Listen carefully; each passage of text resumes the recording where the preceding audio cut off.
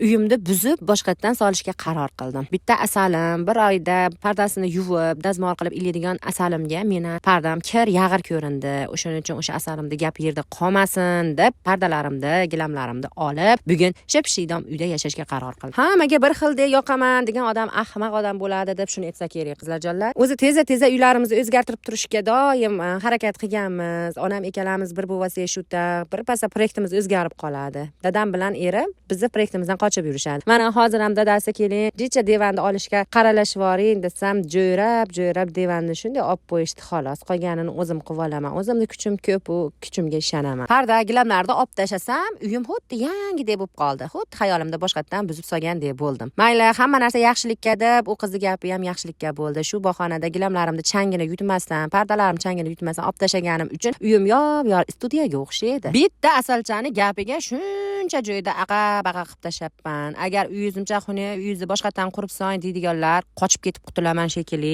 Shu bahona kiyiladigan kiyimlar, kiyilmaydigan kiyimlarni ajratdim-da joyiga soldim. Endi sizlar uchun mana chiroyli gilamimni olib qo'ygan edim yaxshi niyatda. Mana o'shani solib qo'ydim. Hozirchaga shuni eplab-seplab solib qo'ydim. Shuni aytadi, epli kelin olaymi, sepli kelin olaymi deb qizlarjonlar. Menga obuna bo'lganda, yurechani qizartirganda, yurechasi 100 yilga urib tursin.